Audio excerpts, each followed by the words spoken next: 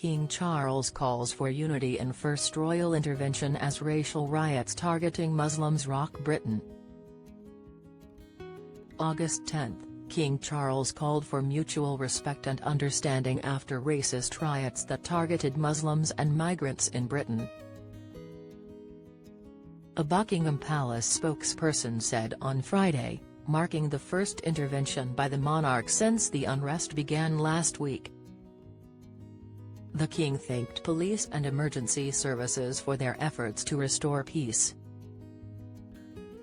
and welcomed the way that community groups had countered the aggression and criminality from a few, the spokesperson said.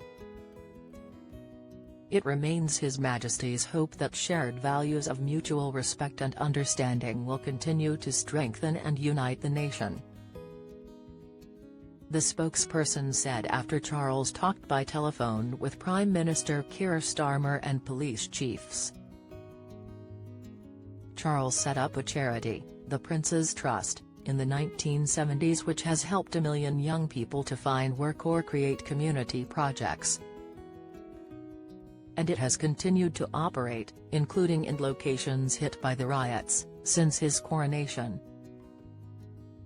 Thousands of specialized police officers are due to remain on duty this weekend in case the rioting resumes after 3 days of calm. The riots broke out after online posts falsely identified the suspected killer of 3 young girls in a knife attack on July 29 in Southport, northwest England, as an Islamist migrant.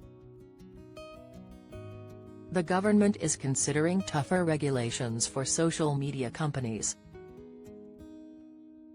after days of rioting that targeted Muslims and hotels housing migrants.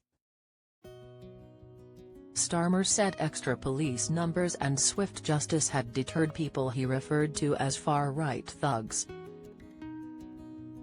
For a third day in a row, anti-racist demonstrators far outnumbered anti-immigrant protesters in several locations. I work with people of different origins and they have only been kind to me, we are all equals, said Amelia Finch, 22. Speaking outside a hotel in Crawley, southern England, where asylum seekers are housed. There is no reason why anyone should be treated any different for their skin color.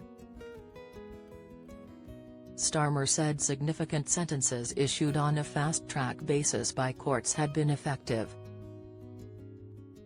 That is a very important part of the message to anybody who is thinking about getting involved in further disorder,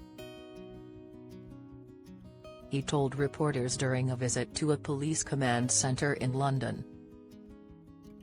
By Friday evening, 741 arrests had been made since the riots broke out and 302 people had been charged. 2 of those given sentences were jailed for stirring up racial hatred in messages on social media. Police said arrests would continue for months.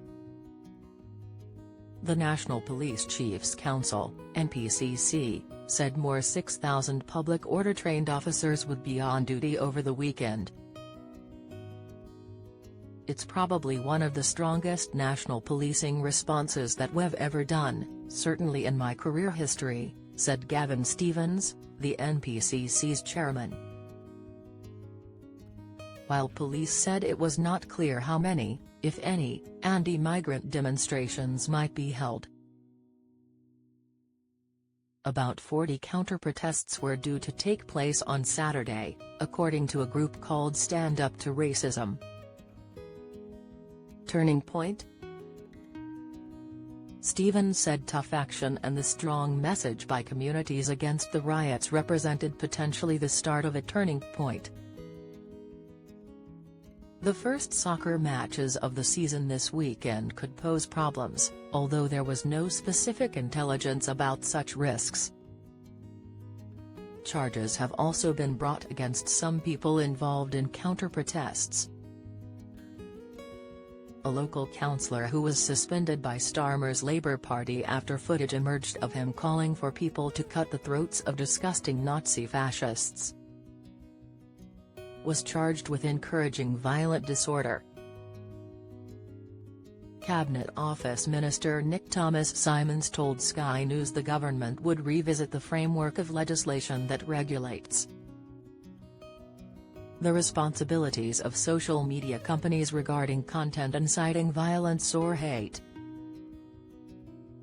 "We stand ready to make changes if necessary," he said of the Online Safety Act, passed in October, but not due to come into effect until next year due to a consultation process. Reuters.